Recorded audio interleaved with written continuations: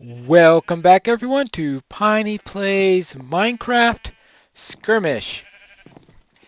And today we are going to be taking a little tour of what I have built during this series. Here's my enchantment room in my house that I haven't been visiting too often lately because I was doing all those big builds way out in the middle of nowhere. Of course, this is just a place to live and not a primary build area, but I actually like the way this house turned out. Probably one of the few builds I did in this series that I really like the way it turned out. So I think it's a pretty decent, maybe a little blocky in shape and could use a little bit more depth here and there, but I do have a nice porch in there and the roof going in like that. So it is at least a decent looking place. As certainly a lot better than this simple little outpost I created here when I was first building little cottages in which to place my things. But of course my first major build is over here, Thongohod, and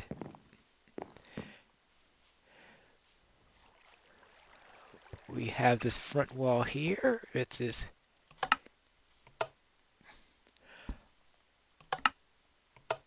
operating ballista apparently. That, well, I'm not too sure if you call it an operating ballista. If A, it's being a little bit short of its target, and B, it's shooting out red wool. And we also have this tower, which isn't exactly what I would call a great piece of architectural beauty. All right, let's face it. I was trying to get a hexagonal shape because that's roughly the shape of the tower that they have in the skirmish, and I think I completely failed to really get that to work out. And used a huge amount of stone blocks in there. Also put a nether portal. I never really did much in the nether, but that was in there. One piece of soul sand. Not too useful. Alright, so that's all that we had in there. Now the next area that we had after that is Bree.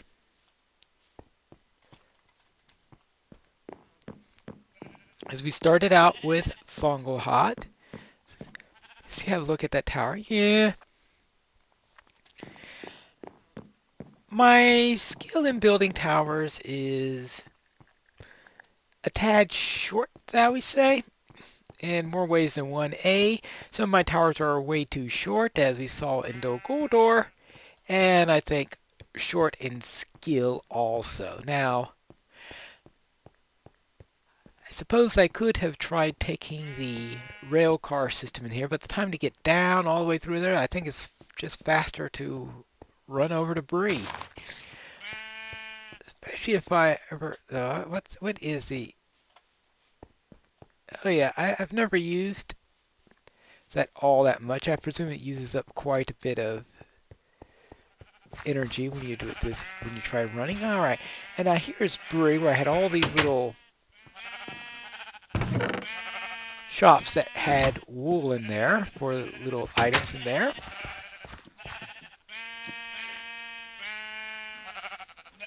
And this tells me that never keep sheep in your main town area because they are so noisy.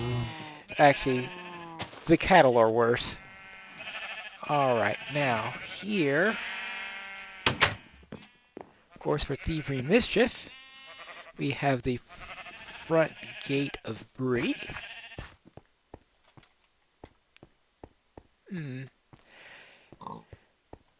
Yeah, so I think I had a nice thing with the hedge. I think the hedge worked out pretty.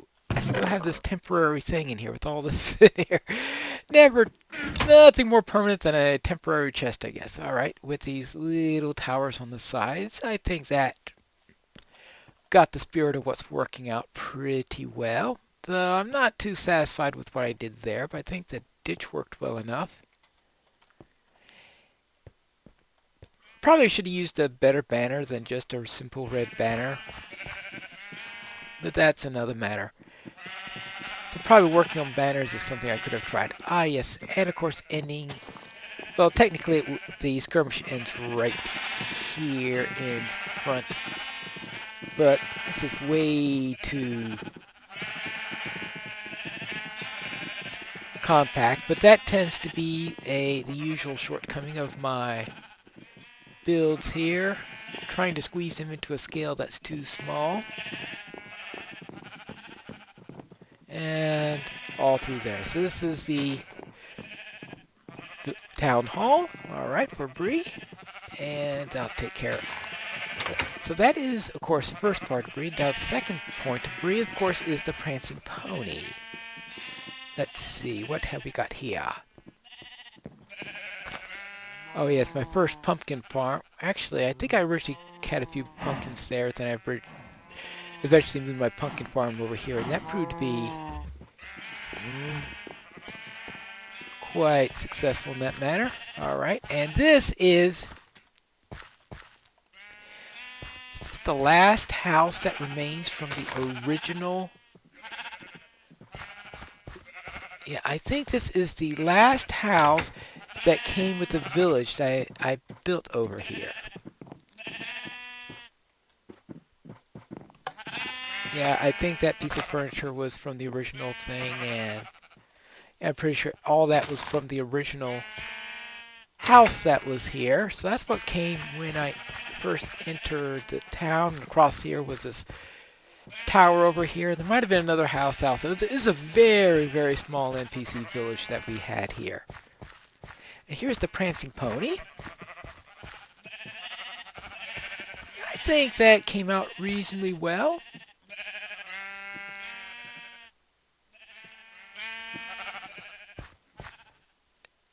And I think this is one of the better builds that I had during the. Now, perhaps these rooms leave a little bit to be desired. Of course, another enchantment room here. I had these tiny little rooms here. Most of them I never got around to doing anything with, but this one is where I kept a whole lot of stuff. And I had things scattered all over the place during this series, so perhaps it might have been like 4 diamonds. It would be nice to know that. What kind of axe was I using I was using an iron pickaxe because I forgot that I had a diamond. That's some diamonds sitting over here. That's what happens when you scatter things all over the place. You just completely forget what you've got available. And of course, then we have this wing.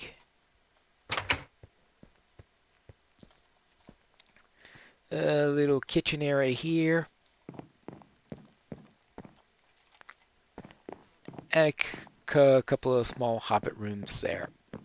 Alright, now, that was for the defense of the prancing pony. The next build that I did was for the icy crevasse. I had built this long tunnel here. I never had a chance to make the tunnel itself pretty because it was just a little bit of infrastructure to help me get to and from my main builds. So I never really. I started carving out that end, but you see this side I never made it symmetrical, and I never got around to making this area I did get it to be symmetrical. But I never got around to making the walls nice and pretty like you would in an actual subway system. I believe there was something under here that was open, vast opening or something like that, so therefore that's why I had to put that up there. And this is where we put the icy crevasse. Alright, now let's see. We want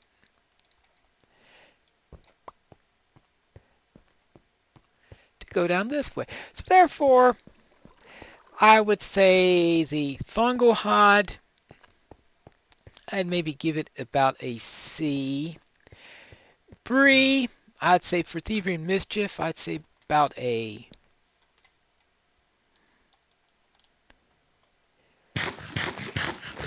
ooh, maybe a C or something like that.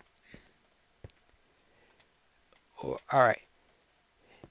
Yes, Tango had C. Thievery and mischief, maybe a C plus, a little bit better, I think, on what I did there. I think the prancing pony is a nice B. I would grade it that way. Now the icy crevasse, unfortunately, I'm afraid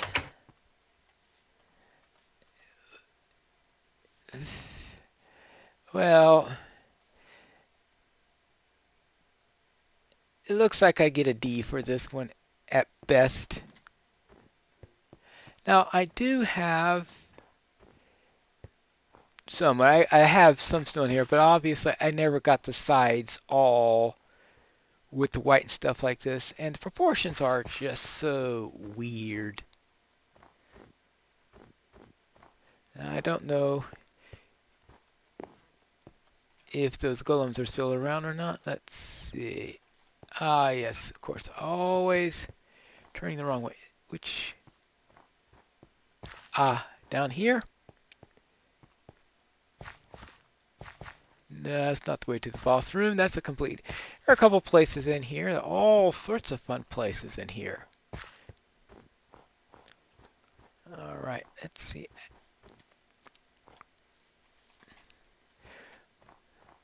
Well, I think the boss is the... Let's see what the boss room... Okay, yeah, I still have those snow golems that are going around there. Apparently they are avoiding the... Yeah, this is...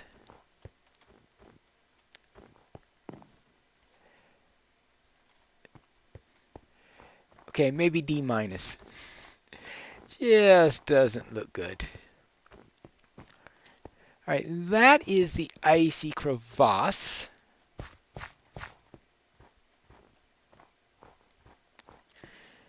And maybe some sentry I'll get around to actually doing more with that, but I don't know, I just don't feel it with this build. And after the icy crevasse, we then have Dol Guldur, and that is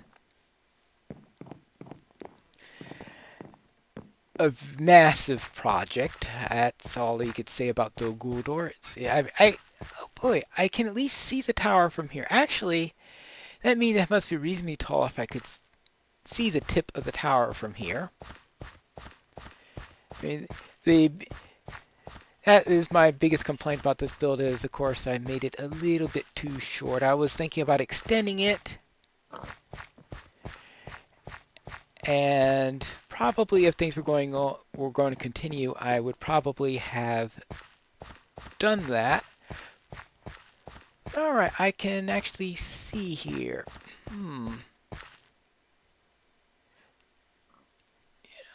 Actually, this is... doesn't look too bad for me. I think it was on the other side where it looked really horribly short. And here I think it looks a lot better. Probably because I can see this tip area here, and that makes things look a little bit taller. On the other angle, it was harder to see that. As I was thinking of giving me an F on this one, but maybe not quite an F. Maybe that does bring it up to a D. Alright, let's see.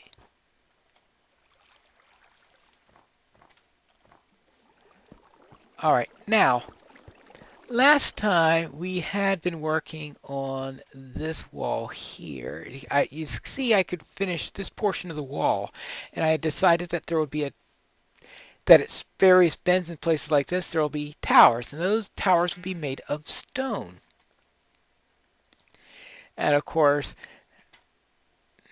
probably wouldn't really have used wood there, but I thought that, okay, stone will have cobble at the beginning as part of the foundation that's continuing from there. And then a layer of smooth stone, and then using stone brick all the way up here. And that this can be where the defenders will be. And out here we can go against them. Now, I could just imagine an orc coming out here, ready to defend and the first thing he sees are sheep climbing trees. That does not exactly give you a Dol Guldur feel, but alright, well, that's the way things work. And then up here. And here we are at the top where the orcs can shoot down. Now, if this were a serious defensive area, all those trees up in front would be chopped down simply because you can't allow the enemy to be able to enter with such hindrances for your fire. You'd probably clear out everything out to bow range. Oh, actually, I forgot to go across here. And this might actually be a good place to have a look at that. Yeah. Is it up here? It looks too short. Maybe it looks better from the distance because part of Dol Guldur is being on a hill, and then on top of the hill, and then you have the tower, and then a little peak up there, and I think that makes it look better out from that direction. Last time I looked from it from the top of a hill, and so therefore you saw the base of it, so therefore the eye doesn't see it as being as high of a tower up in that direction. But I think down this direction it has the illusion of looking like a very tall tower.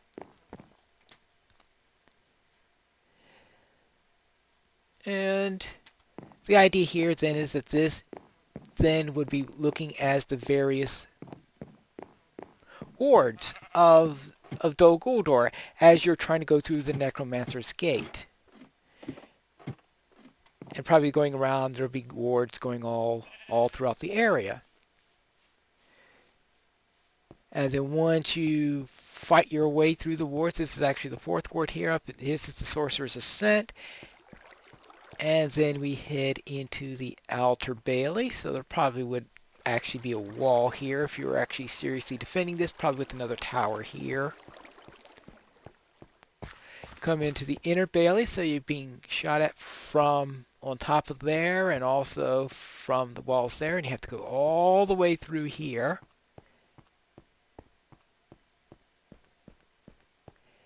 And that's where I have that little, and actually I've got, oh, actually what is my way of getting up now? I guess this is the only way up now. So from the defensive point of view, I guess that's fairly successful. Maybe I'll even bring this up to a C. Alright, and then we come out this way. But if over here, this just doesn't look like a tower. It's only from the directions where you could see the little cap. And then we are back in here. So let's take one last view from the top of Dol Guldur and see what that looks like, since that is the, climbing this place. It being I certainly captured the feel of being roundabout and a challenge to get around it. Oh yeah, that's for the very, very peak area. For this area, we have to come out here. And this is the world. Oh, can I see any of the other builds from here? Probably not. I can't even remember what direction they're in. But actually, we could see that wall there. Actually, that's not too bad. Maybe a little plain in its style, but it's certainly not the ugliest thing I've built in this series.